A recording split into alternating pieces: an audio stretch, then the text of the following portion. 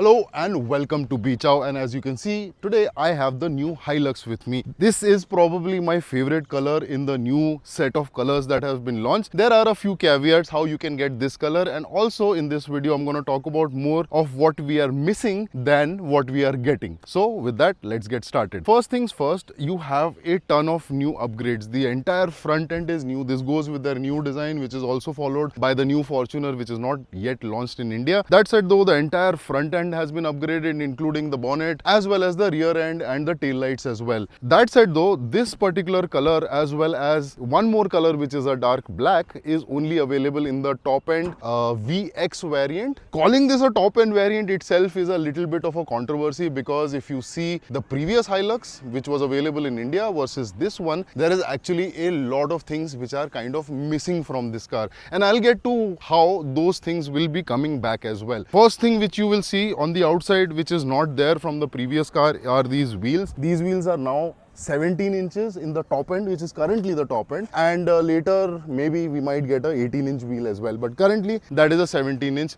Another thing from the global variant which is different is the global variant gets rear disc brakes, while in this one we still have drum brakes over here. Then in the way this car has been set up, there are slight tweaks again as well to the suspensions to make the car a little bit more drivable when the load is less on the rear. Now, as I said, the entire front end as well as the rear end is completely new, including these tail lights which are LEDs in the top end variant, the VX variant. But if you buy the GX variant, this is still going to be bulbs. The rear bumper is also new, and there is also a new side step over here on both sides, which will be very helpful when you climb over here into the back. This still utilizes the same IMV platform as the previous generation Hilux. So mechanically, the cars are more or less the same. In fact, there are people in Delhi, Karol Bagh and a lot of other places in India where they have taken the older generation Hilux and just slapped on the new bumper, the front and rear ends of the new car, and made it look exactly like this car in like 2-3 lakh rupees. The first things first, when you look on the inside, is that there are a lot of upgrades and changes to how the interior looks. This new interior actually looks really nice. It's got a nice big 12-inch touchscreen. Then you have a completely new dashboard which is now having a lot of soft touch materials. The steering wheel is completely new, where you have a completely different set of buttons. The good thing what I like about this new design also on the outside as well as the inside is everything is more squared off. Everything has got a more rectangular kind of look, and that kind of translates over here to the buttons on the steering wheel as well, and also the overall layout of how things are. Now, one thing over here which you have to note is that these seats, even in the top end variant, are fabric, and there are also a few more things missing. Like for example, if you look over here, the previous Hilux top end variant had automatic climate control. This does not have. And if you look over here at the back, this one is also missing the rear air conditioning vents. Now, once again, in this particular view is where you see the most amount of difference in the new Hilux, because the entire dashboard is new,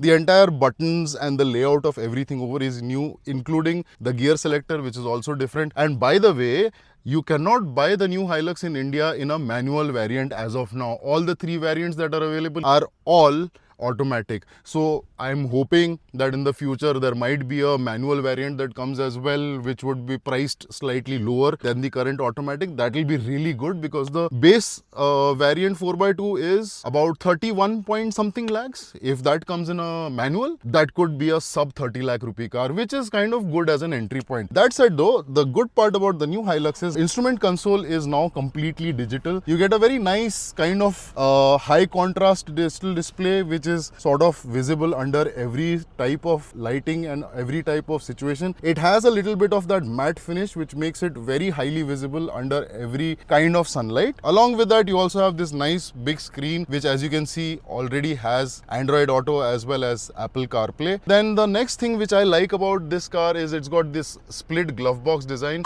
where you press on the top and you have a small glove box. You press below over here and you find another glove box, which is the bigger one as well. And then I also like the way they have designed the new cup holders, where it sits completely flush when they are closed, and then you press these to open them up. The good part about cup holder placement over here is that it is right in front of the air conditioning vents, which means that if you have a cold drink, that is going to stay cool as well. In the center console, you have one 12-volt charging socket as well as a AC 220-volt socket. This 220-volt socket is also available only in the VX variant and not the GX variant. If you buy the GX 4x4, this will also not be available, along with a few other things like the drive selector is not going to be available in the GX variant. Some of these steering mounted controls are not going to be available. Cruise control is also not going to be available. The PM 2.5 filter is also available only in the top end variant as of now. Overall, there are a lot of things that have kind of been shaved off to bring the price to a more acceptable sort of a price range, 34-35 lakh rupees for what we are currently calling the top end variant. But then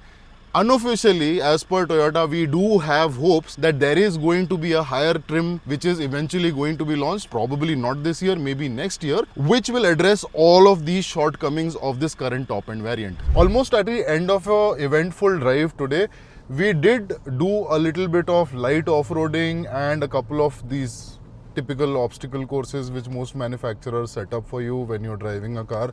In terms of the car's capability, neither was it a question or a debate before that the Hilux is a extremely capable off-roading car and an overlander, and that debate is still not there. In fact, I have to add to it that the ride quality on highways and even on broken patches of road does feel better. If you've ever driven the previous generation Hilux, then you would very well know that it is a very crashy ride when the roads get a little bumpy. It just smashes itself down.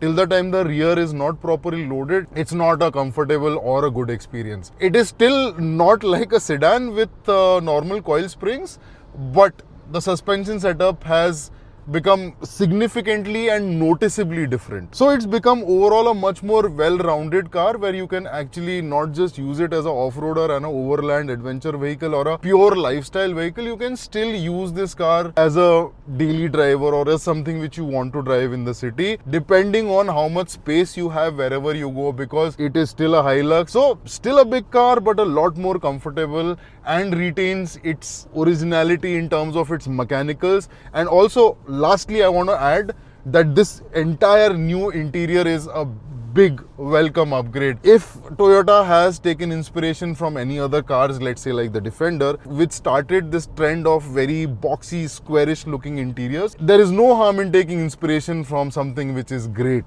Mechanicals stay the same, which is not a problem. The capabilities stay the same, which is also not a problem. And the ride quality overall has become slightly better. The only thing that now depends and is the debating factor is the slight increase in price, which is currently not visible to you, but will eventually be when a similar spec Hilux compared to the previous version comes out, which has the powered seats, which has the automatic climate control and all the other things. That is going to be probably costing close to about 40-42 lakhs, where the previous one with all of those same amenities costed close to about 34-35. So you guys let me know in the comment section below if that is the price you are able to pay, or if that's a price that you will be able to gulp considering the overall upgrades and the betterments that this car has. Let me know down in the comment section below. See, bad road, I just went over it, no problem. Let me know down in the comment section below and I will catch you in the next one. Thank you for watching.